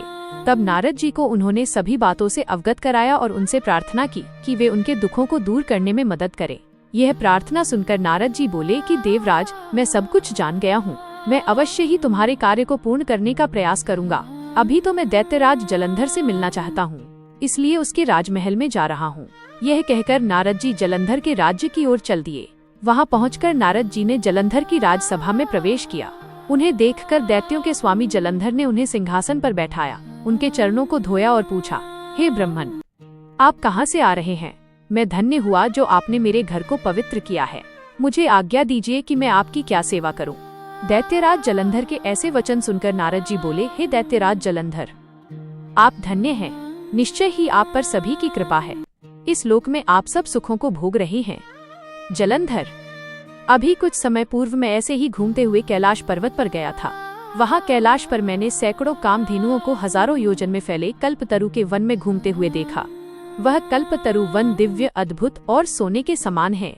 वहीं पर मैंने भगवान शिव और उनकी प्राण वल्लभा देवी पार्वती को भी देखा। भगवान शिव सर्वांग सुंदर, गौरवर्ण, 3 नेत्रों वाले हैं और अपने मस्तक पर चंद्रमा धारण किए हुए हैं। असुरराज, इस पूरे त्रिलोक में उनके समान कोई भी नहीं है। उनके समान समृद्धशाली और ऐश्वर्य संपन्न कोई भी नहीं है। तभी मुझे तुम्हारी धन संपत्ति का भी ध्यान आया, इसलिए मैं तुम्हारे पास आ गया। नारद जी के वचनों को सुनकर जलंधर अत्यंत गर्वित महसूस करने लगा और उसने महर्षि नारद को अपने धन के खजाने और सभी संचित अमूल्य निधियां दिखा दी। जलंधर की धन संपदा देखकर नारद जी जलंधर की प्रशंसा करते हुए बोले, हे दैत्येंद्र, आप अवश्य ही इस त्रिलोक के स्वामी होने के योग्य हैं। आपके पास ऐरावत हाथी है, उच्चैश्रवा घोड़ा भी आपके पास है। कल्प वृक्ष, धन के देवता कुबेर के खजाने, रत्नों, हीरों, मणियों के अंबार आपके पास हैं। ब्रह्मा जी का दिव्य विमान भी आपने ले लिया है। स्वर्ग, पृथ्वी और पाताल की सभी ऐश्वर्यपूर्ण वस्तुएं और अनमोल खजानों का आपके पास अंबार है। आपका धन वैभव देखकर सभी आपसे ईर्ष्या कर सकते हैं, परंतु दैत्यराज आपके पास अभी भी स्त्री रत्न की कमी है। बिना दिव्य स्त्री के पुरुष अधूरा है। उसका स्वरूप तभी पूर्ण होता है जब वह किसी स्त्री को ग्रहण करता है। इसलिए असुरराज, आप कोई परम सुंदरी ग्रहण कर इस कमी को यथाशीघ्र पूरा करें। देवर्षि नारद की चाल भरी बातों से भला कोई कैसे बच सकता है। उन्होंने जैसा सोचा था वैसा ही हुआ। जलंधर ने नारद जी के सम्मुख हाथ जोड़कर प्रश्न किया कि महर्षि, आपके द्वारा वर्णित ऐसी सुंदर दिव्य स्त्री मुझे कहाँ मिलेगी जो रत्नों से भी श्रेष्ठ हो। यदि आप इस प्रकार के स्त्री रत्न के बारे में मुझे बता दें तो मैं उस रत्न को अवश्य ही लाकर अपने राजभवन की शोभा बढ़ाऊंगा। जलंधर की बातें सुनकर देवर्षि नारद ने कहा, हे दैत्येंद्र, ऐसा अनमोल स्त्री रत्न तो त्रिलोकीनाथ महान योगी भगवान शिव के पास है। वह उनकी परम सुंदर पत्नी देवी पार्वती, वे सर्वांग सुंदर होने के साथ साथ सर्वगुण संपन्न भी हैं। संसार की कोई भी स्त्री उनकी बराबरी नहीं कर सकती। उनका मनोहारी रूप पल भर में सबको मोहित कर सकता है। वास्तव में उनके समान कोई नहीं है। ये कहकर देवर्षि नारद ने जलंधर से आज्ञा ली और आकाश मार्ग से वापस लौट गए। 19वां अध्याय, दूत संवाद।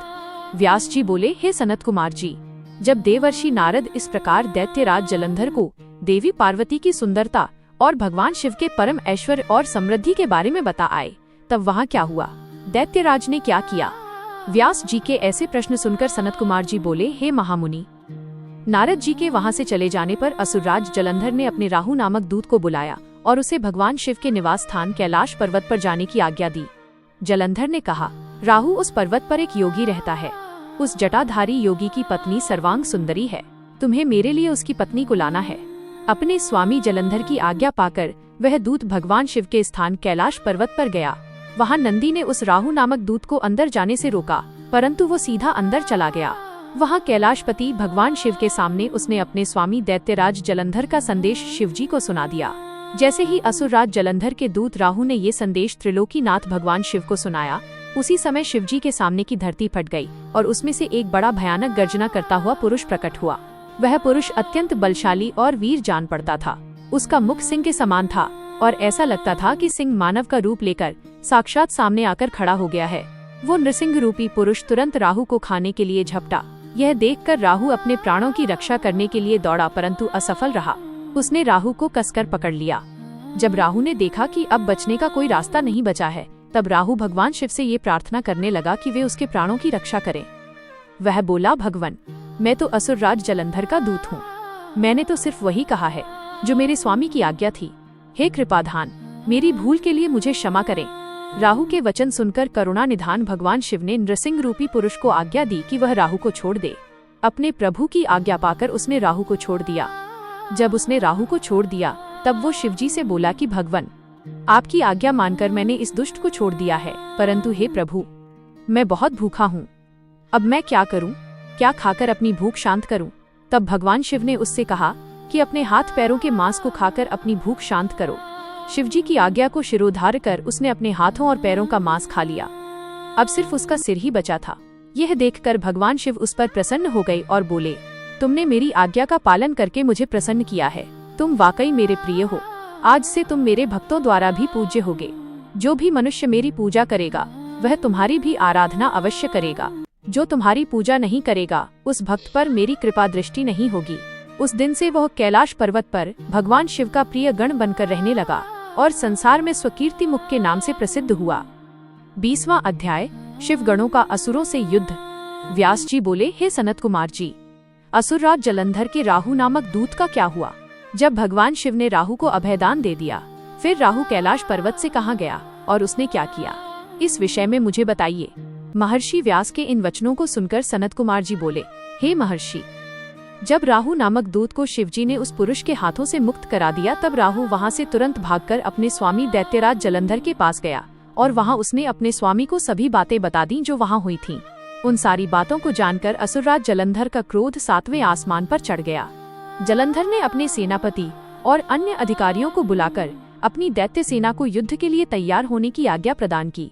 अपने स्वामी की आज्ञा पाकर कालनेमी, शुंभ निशुंभ आदि महावीर पराक्रमी दैत्य युद्ध के लिए तैयारी करने लगे। जलंधर की विशाल चतुरंगिणी दैत्य सेना भगवान शिव से युद्ध करने के लिए निकल पड़ी। उस सेना के साथ ही दैत्य गुरु शुक्राचार्य और राहु भी थे। इधर जब देवताओं को ज्ञात हुआ कि जलंधर अपनी सेना को साथ लेकर भगवान शिव से युद्ध करने के लिए निकल पड़ा है, तो देवराज इंद्र शिव जी को अवगत कराने के लिए कैलाश पर्वत पर गए और वहां उन्होंने त्रिलोकीनाथ भगवान शिव को सारी बातें बता दी। इंद्र ने भगवान विष्णु के विषय में भी उन्हें बताया कि भगवान विष्णु भी अपनी पत्नी देवी लक्ष्मी के साथ असुर राज जलंधर के वश में हैं और उसके घर में निवास करते हैं। इसी कारण हम सब देवता विवश हैं। हमें न चाहते हुए भी जलंधर के अधीन होना पड़ा है।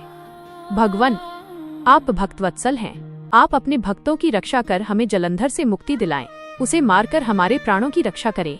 सारी बातें ज्ञात हो जाने पर भगवान शिव ने सर्वप्रथम भगवान श्रीहरि विष्णु का स्मरण किया। प्रभु के स्मरण करते ही विष्णु जी वहां तुरंत प्रकट हो गए। उन्हें देखकर शिवजी ने उनसे पूछा, हे विष्णु, तुम्हें मैंने दैत्येंद्र जलंधर का वध करने के लिए भेजा था, फिर तुमने उसका वध क्यों नहीं किया? आप उसके घर में क्यों निवास कर रहे हैं?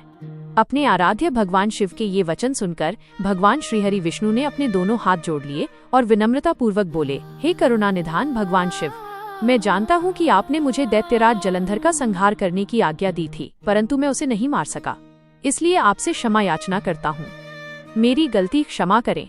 प्रभु, मैंने जलंधर का वध इसलिए नहीं किया क्योंकि जलंधर मेरी प्राण वल्लभा देवी लक्ष्मी का भ्राता है और उसमें आपका अंश भी विद्यमान है, इसलिए उस दैत्य की वीरता से प्रसन्न होकर मैं उसके घर में निवास करता हूँ। भगवान विष्णु के वचनों को सुनकर त्रिलोकीनाथ भगवान शिव हंसने लगे। फिर बोले, देवताओं, तुम सभी सोच और चिंताओं को त्याग दो। तुम्हारी रक्षा के लिए मैं अवश्य ही जलंधर का संहार करूंगा। यह सुनकर सभी देवता निश्चिंत हो गए। इसी समय जलंधर अपनी विशाल सेना साथ लेकर कैलाश पर्वत के निकट पहुंच गया। उसने कैलाश पर्वत को चारों ओर से घेर लिया। उस समय बड़ा कोलाहल होने लगा। ये शोर सुनकर भगवान शिव को क्रोध आ गया। तब उन्होंने अपने गणों को आज्ञा दी कि वे जाकर राक्षसों से युद्ध करें। अपने आराध्य भगवान शिव की आज्ञा पाकर उनके गण युद्ध करने चले गए। शिवगणों और जलंधर की दैत्य सेना में बड़ा भीषण युद्ध होने लगा। शिवगण बड़ी वीरता से दैत्यों से भिड़ गए। उन्होंने कई दैत्यों को पल भर में ही मौत के घाट उतार दिया और सैकड़ों को घायल कर दिया। परंतु दैत्य गुरु शुक्राचार्य अपनी मृत संजीवनी विद्या से सभी मृत दानवों को पुनः जीवन दान दे रहे थे और वे उठकर पुनः युद्ध करने लगते थे। जब दैत्य सेना किसी भी प्रकार कम होने का नाम ही नहीं ले रही थी, तब शिवगण व्याकुल होने लगे। तब शिवगणों ने भगवान शिव के पास जाकर उन्हें इसकी सूचना दी। जब शिवजी को यह बात ज्ञात हुई कि यह सब शुक्राचार्य कर रहे हैं, तो वे क्रोधित हो उठे। उस समय भगवान शिव के मुख से एक भयंकर ज्वाला कृत्या के रूप में प्रकट हुई। उसका रूप अत्यंत रौद्र और भयानक था। वो वहां से सीधे युद्ध भूमि में गई और दैत्यों को पकड़ पकड़ कर खाने लगी। इसी प्रकार भ्रमण करते हुए कृत्या शुक्राचार्य के निकट पहुंची और उन्हें वहां से गायब कर दिया।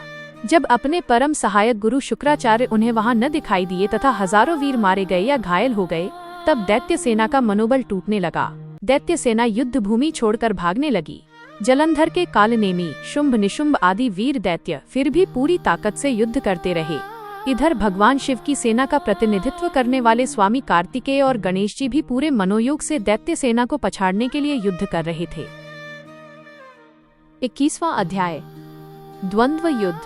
सनत कुमार जी बोले, हे महर्षि, भगवान शिव के गण व उनके दोनों पुत्र गणेश और कार्तिकेय बहुत बलवान वीर और साहसी थे। उन्होंने अपने पराक्रम से दैत्येंद्र जलंधर के परम वीरों कालनेमी, शुंभ और निशुंभ को पराजित कर दिया।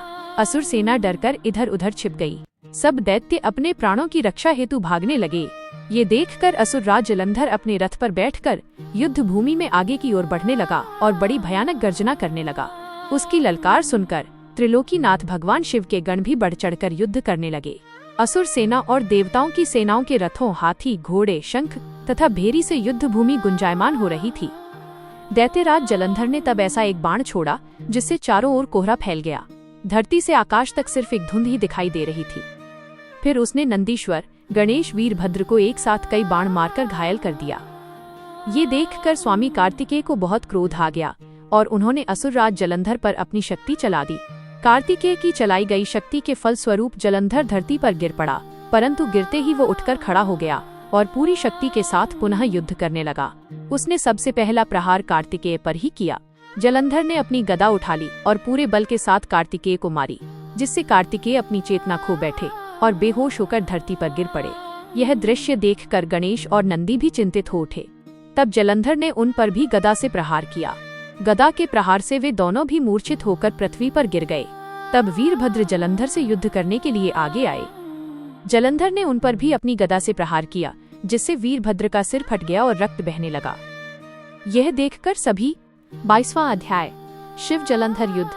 सनत कुमार जी बोले, हे महर्षि, जब युद्ध भूमि में देवसेना का प्रतिनिधित्व करने वाले सभी वीर साहसी घायल होकर पृथ्वी पर गिर पड़े, तब ये देखकर सभी शिवगण भयभीत होकर शिव की शरण में चले गए।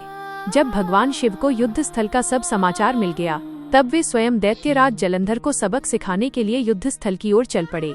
अपने आराध्य भगवान शिव को युद्ध का नेतृत्व करते देखकर सभी शिवगण, जो पहले डरकर भाग गए थे, पुनः लौट आए। शिवगणों ने पहले जैसे जोश के साथ युद्ध करना प्रारंभ कर दिया। भगवान शिव के रौद्र रूप को देखकर भयानक दैत्य भी भयभीत होने लगे और युद्ध छोड़कर भागने लगे। ये देखकर असुरों के स्वामी जलंधर को क्रोध आ गया। वो तीव्र गति से शिवजी की ओर दौड़ा। इस कार्य में शुंभ निशुंभ नामक सेनापतियों ने अपने स्वामी का साथ दिया। ये देखकर भगवान शिव ने प्रत्युत्तर देते हुए जलंधर के बाणों को काट दिया। वे अपने धनुष से बाणों की वर्षा करने लगे। उन्होंने कई दैत्यों को फरसे से काट दिया। बलाहक और धस्तमर जैसे भयानक राक्षसों को पल भर में मार गिराया। शिवजी का वाहन बैल भी अपने सींगों के प्रहारों से सबको घायल करने लगा। तब ये देखकर जलंधर अपने सैनिकों को समझाने लगा कि वे न डरें और युद्ध करते रहें। पर दैत्य सेना भगवान शिव से युद्ध करने को तैयार ही नहीं हो रही थी। क्रोधित जलंधर उन्हें ललकारने लगा। जलंधर ने अनेक बाणों को एक साथ चलाकर उसमें भगवान शिव को बांधने का प्रयास किया, लेकिन वो सफल न हो सका। भगवान शिव ने उसके सभी बाणों को काट दिया और उसके रथ की ध्वजा को भी नीचे गिरा दिया। असुर राज जलंधर के सभी बाणों को काटने के पश्चात भगवान शिव ने एक बाण मारकर जलंधर को घायल कर दिया और उसके धनुष को काट दिया। ये देखकर जलंधर ने युद्ध करने के लिए गदा उठा ली। तब शिवजी ने अपने बाण से उसकी गदा के भी 2 टुकड़े कर दिए। ये सब देखकर दैत्येंद्र जलंधर यह जान गया कि त्रिलोकीनाथ भगवान शिव उससे अधिक बलवान हैं और उन्हें युद्ध में पराजित कर पाना उसके लिए मुश्किल है। तब जलंधर ने जीतने के लिए गंधर्व माया उत्पन्न की। वहां उस युद्ध स्थल पर हजारों की संख्या में गंधर्व और अप्सराओं के गण उत्पन्न हो गए और वहां नृत्य करने लगे। वहां मधुर संगीत बजने लगा। यह सब देखकर सभी देवसेना के सैनिक मोहित हो गए और युद्ध को भूलकर नृत्य और गाना बजाना देखने में मग्न हो गए। इधर देवाधिदेव भगवान शिव भी गंधर्व माया से मोहित होकर नृत्य देखने लगे। जब दैत्यराज जलंधर ने देखा कि सभी देवताओं सहित देवाधिदेव भगवान शिव भी उस गंधर्व माया के द्वारा मोहित होकर अप्सराओं के नृत्य को देख रहे हैं, तब वो वहां से चुपके से भाग खड़ा हुआ। असुर राज जलंधर त्रिलोकीनाथ भगवान शिव का रूप धारण कर बैल पर बैठकर देवी पार्वती के पास कैलाश पर्वत पर पहुंचा। वहां कैलाश पर देवी पार्वती अपनी सखियों के साथ व्यस्त थीं। जब उन्होंने अपने पति भगवान शिव को आता देखा, तब उन्होंने अपनी सखियों को वहां से भेज दिया और स्वयं भगवान शिव के समीप आ गईं। देवी पार्वती के अप्रतिम सौंदर्य को देखकर जलंधर का मन विचलित हो उठा और वो उन्हें अपलक निहारने लगा। जलंधर के इस प्रकार के व्यवहार को देख पार्वती को ये समझते हुए देर नहीं लगी कि वो कोई बहरूपिया है जो भगवान शिव का रूप धारण कर उन्हें ठगने आया है। यह विचार मन में आते ही देवी पार्वती वहां से अंतर्धान हो गईं।